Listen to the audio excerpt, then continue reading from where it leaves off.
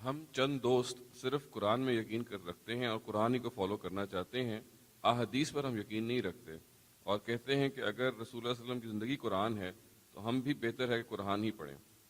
آپ کی کیا رائے؟ اس کے بارے میں ایک اصول کی بات سمجھ لیجئے، اور وہ یہ کہ قرآن دین کی پہلی کتاب نہیں ہے، قرآن دین کی آخری کتاب ہے۔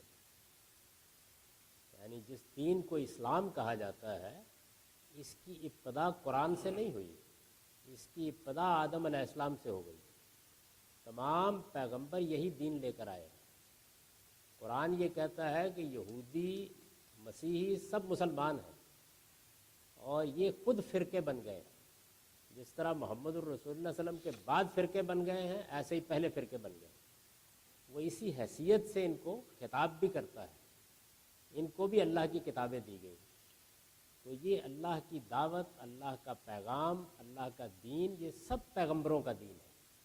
لہذا تمام پیغمبروں کو جو ہدایت دی گئی، قرآن نے خود اس کی تاکید کر دی ہے کہ ہمیں بھی اس کی پیروی کرنی ہے۔ وہ جو ہدایت تھی یا جو روایت تھی یا جو ٹریڈیشن چلی آ رہی تھی، وہ عرب میں حضرت ابراہیم کے ذریعے سے پہنچی، اور حضرت ابراہیم کی اولاد ہیں بنی اسماعیل، یعنی اسماعیل کے بیٹے ہیں، ان کے ہاں بھی وہ روایت موجود تھی۔ اس کو قرآن ملت ابراہیم کہتا ہے، ابراہیمی دین کی روایت۔ رسول اللہ صلی اللہ علیہ وسلم نے اور قرآن نے اس روایت کو زندہ کیا۔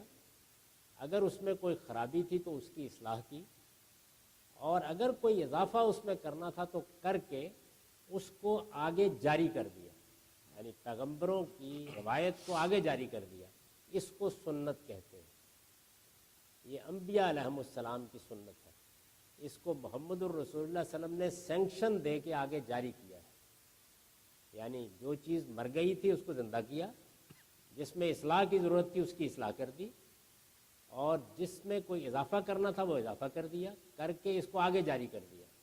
یہ سنت قرآن سے پہلے موجود ہے۔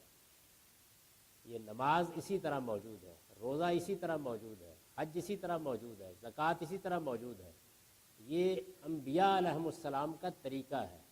یہی نماز حضرت مسیح 5 وقت پڑھتے تھے، یہی نماز یہود 5 وقت پڑھتے تھے۔ تمام انبیاء اسی طریقے سے نماز پڑھتے رہے ہیں۔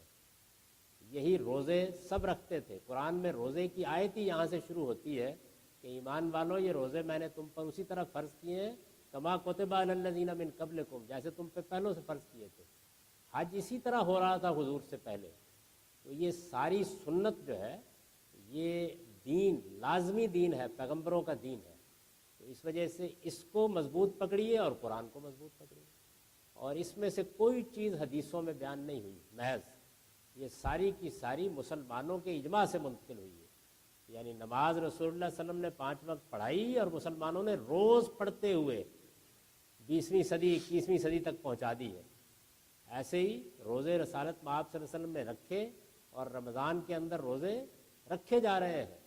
حج ہر سال ہو رہا ہے، کبھی منقطع نہیں ہوا۔ تو جیسے قرآن منتقل ہوا ہے، ایسے ہی یہ سنت منتقل ہوئی ہے۔ اس میں کبھی کوئی اختلاف نہیں ہوا، اس میں آج بھی کوئی اختلاف نہیں ہے۔ یہ بالکل تمام اختلافات سے بالا ہے۔ میں نے اپنی کتاب میزان کے شروع میں اس کی فہرست مرتب کر دی ہے، یعنی یہ کوئی 27-28 چیزیں ہیں۔ یہ ساری سنت لازم ہے، یہ پیغمبروں کا دین ہے۔ قرآن اس پر عمل کرنے کی تاکید کرتا ہے، اپنے پیغمبر کو حکم دیتا ہے کہ اتبع ملت ابراہیم حنیفہ، یہ ابراہیمی دین ہے، اس کی آپ کو پیروی کرنی ہے۔ تو اس وجہ سے اس کو قرآن سے الگ نہ سمجھیے۔ اسی وجہ سے قرآن اس کی تفصیل نہیں کرتا، لوگ واقف ہیں اس سے۔ جب وہ کہتا ہے نماز کا اہتمام کرو تو وہ جانتے ہیں نماز کیا ہے۔ جب وہ کہتا ہے زکوٰۃ دو تو اس کے مخاطبین، اس کے ایڈریسز، وہ جانتے ہیں زکوٰۃ کیا ہے۔ جب وہ کہتا ہے حج کرو تو اس کے مخاطبین جانتے ہیں کہ حج کیا ہے۔ خود محمد الرسول اللہ صلی اللہ علیہ وسلم نے نبی ہونے سے بہت پہلے حج کیا، اور اسی طریقے سے کیا جیسے کہ ابراہیمی طریقہ ہے، جیسے ہم آپ کرتے ہیں۔ حضرت ابو ذر غفاری اپنے اسلام لانے کا واقعہ بیان کرتے ہیں، اور یہ کہتے ہیں کہ میں نے ابھی حضور کا سنا بھی نہیں تھا اور میں نماز کا پابند ہو چکا ہوا۔ تو اس وجہ سے یہ سنت جو ہے یہ لازمی چیز ہے، اور یہ قرآن مجید سے پہلے سے موجود ہے۔ قرآن نے اس کو پیروی کرنے کا ہم کو حکم دیا ہے۔ اور میں نے عرض کیا کہ یہ کسی حدیث پر مبنی نہیں ہے، یہ کسی روایت پر مبنی نہیں ہے، یہ اسی طرح منتقل ہوئی ہے جیسے قرآن منتقل ہوا ہے۔ جس طرح قرآن مسلمانوں نے اپنے اجماع سے منتقل کیا ہے، ایسے ہی یہ سنت منتقل ہوئی ہے، اور یہ مسلمانوں کے اندر مشرق سے مغرب تک رائج ہے، تو اس کی پیروی لازم ہے۔ اب رہ گئی احادیث، تو یہ پہلے سمجھ لیجئے وہ چیز کیا ہے۔ یعنی رسالت مآب صلی اللہ علیہ وسلم نے اس سنت کو جاری کر دیا، قرآن مجید دے دیا، وہ مسلمانوں نے دین کی حیثیت سے اختیار کر لیا۔ سارا دین انہی دو چیزوں میں ہے، کوئی چیز اس سے نہ باہر ہے نہ باہر نکالی جا سکتی ہے، پورا دین حضور نے دے دیا۔ لیکن حضور اس دنیا میں اس دین کو دینے کے ساتھ، قرآن سنانے کے ساتھ، قرآن پہنچانے کے ساتھ اور بھی بہت سے کام کرتے رہے۔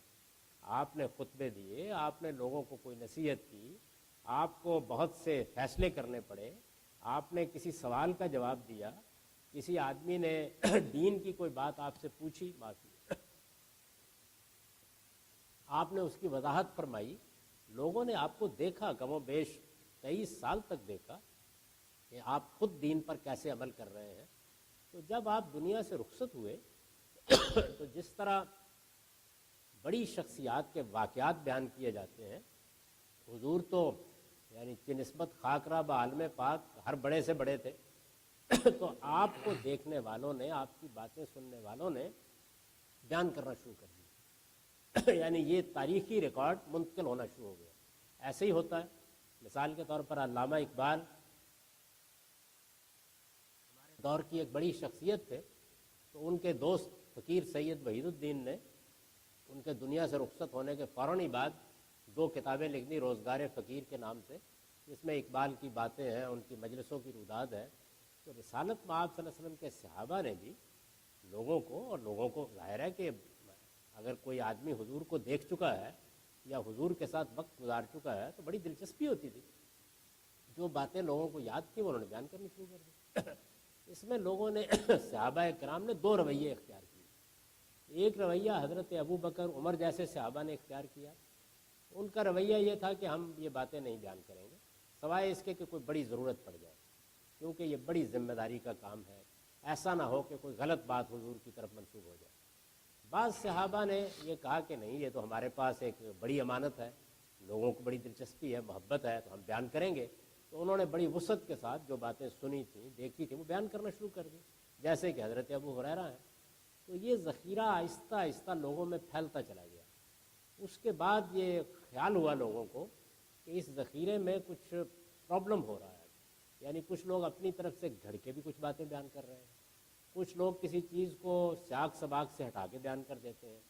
تو بڑے علماء پیدا ہوئے جن کو محدثین کہتے ہیں، اور انہوں نے ایک بڑا غیر معمولی کام کیا۔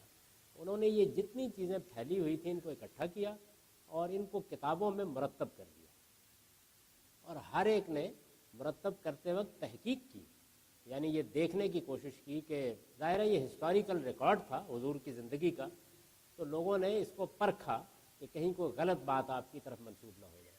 اس کے لیے کچھ اصول بنائے گئے پرکھنے کے لیے، اس ہسٹوریکل ریکارڈ کو مرتب کرنے والوں نے کچھ اصول بنائے۔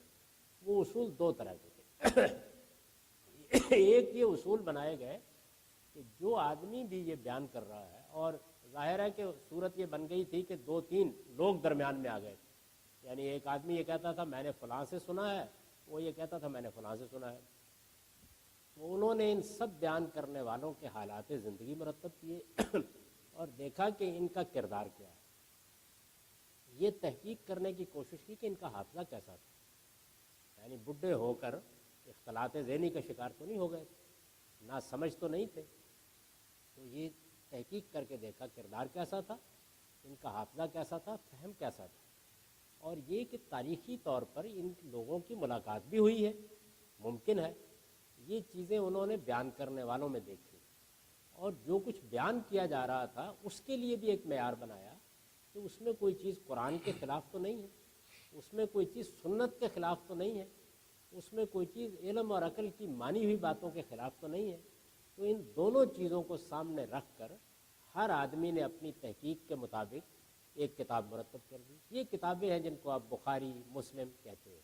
یعنی رسول اللہ کی زندگی کا تاریخی ریکارڈ جو لوگوں کی زبان سے پہنچا اس کو تحقیق کر کے لوگوں نے مرتب کر دیا، اس کو حدیث کہا جاتا ہے۔ اس سے نہ دین میں کسی ایک تنکے کا اضافہ ہوتا ہے نہ کمی ہوتی۔ یہ رسالت آپ صلی اللہ علیہ وسلم کے علم اور عمل کا ریکارڈ ہے، بڑی پاکیزہ چیز ہے، اس پر پہلے بھی تنقید اور تحقیق کی جاتی رہی ہے، یہ اس کے بعد میں بھی کی جاتی رہے گی، ہم بھی کر سکتے ہیں۔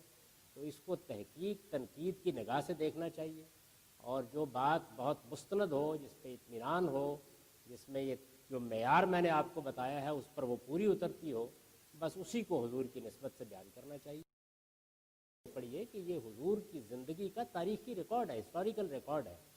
دین سارا کا سارا قرآن و سنت میں ہے اور وہ بالکل محفوظ ہے، وہ کسی کی تحقیق کا محتاج نہیں ہے، وہ اس امت کو منتقل ہو گیا۔ خواتین